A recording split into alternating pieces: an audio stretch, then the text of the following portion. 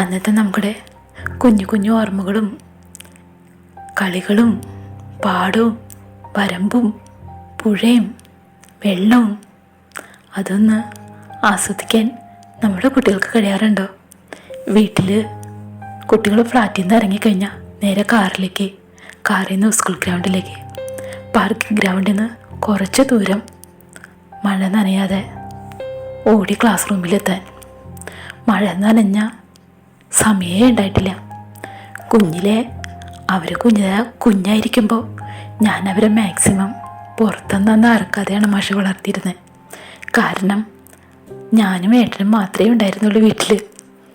പറഞ്ഞു തരാനോ എന്തൊക്കെ ചെയ്യേണ്ടതെന്ന് അറിയാനോ ഒന്നും ഒരു വഴിയില്ല.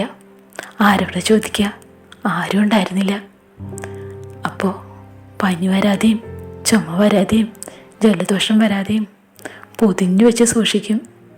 മഴയത്ത് ഇറക്കില്ല, മണ്ണിലും ചവിട്ടില്ല, കാറ്റും അടുപ്പിക്കില്ല, വെയിലും കൊള്ളിപ്പിക്കില്ല.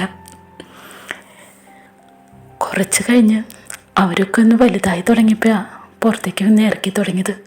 അതോ ഷൂ ഇടിച്ച് തലയിൽ തൊപ്പി വെച്ച് പ്രൊട്ടക്ഷനോടുകൂടി മരങ്ങളും ചെടികളും വിടർന്ന കണ്ണുകൂടെ നോക്കുന്ന കുട്ടികളെ എപ്പോഴും ഓർമ്മ വരും. എൻ്റെ ഉണ്ണിയുണ്ടല്ലോ, മോൻ ആദ്യമായി കോഴീനെ കണ്ട ആ നിമിഷം വിടർന്ന് കണ്ണോടെ അത്ര അത്ഭുതപ്പെട്ടവൻ നോക്കുന്നുണ്ടായിരുന്നു. അതിൻ്റെ പിന്നാലെ ഓടിപ്പോൾ അത് പറക്കുന്ന കണ്ടപ്പോൾ മോൻ പേടിച്ചു പോയിട്ടോ. പാവം, അവരുടെ ബാല്യമൊക്കെ അങ്ങനെ അങ്ങോട്ട് പോയില്ലേ. ഞാൻ എൻ്റെ കുഞ്ഞിലെ മണ്ണിലും ചെളിയിലും വെള്ളത്തിലും കളിച്ച് വളർന്ന പോലെ അങ്ങനെയുള്ളൊരു ഭാഗ്യമൊന്നും എൻ്റെ കുട്ടികൾക്ക് കിട്ടിയില്ലല്ലോ. അല്ലെങ്കിലും മാഷേ, എങ്ങനെയാണ് കുട്ടികളെ പുറത്ത് വിടാം?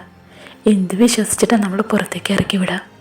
ഞാൻ എൻ്റെ മോളോട് എപ്പോഴും വിളിക്കുമ്പോൾ പറയുന്ന, മോളെ വാതിലൊക്കെ കുറ്റിയിട്ടിട്ട് അകത്ത് തന്നെ ഇരിക്കണം കേട്ടോ, പുറത്തേക്ക് ഇറങ്ങരുതേ. പപ്പ വരുന്ന് വിളിച്ചു നോക്കിയിട്ട് ആരാന്ന് ചോദിച്ചിട്ടേ വാതിൽ തുറക്കാവേ എന്നൊക്കെ. പുറത്ത് പോകുമ്പോൾ ചേട്ടൻ്റെ കൈമ പിടിച്ചിട്ടുണ്ടാവണം. എത്ര നിർദ്ദേശങ്ങളാണ് കൊടുക്കണേ. അടുത്തില്ലാത്ത മക്കളുടെ അവരുടെ സേഫ്റ്റി, അവരുടെ സുരക്ഷിതത്വം ഓർത്തുള്ള ആദ്യം എപ്പോഴും ഇങ്ങനെയൊക്കെ വരണം. ഇങ്ങനെയൊക്കെ ഓരോ ജീവിതങ്ങൾ മാഷേ.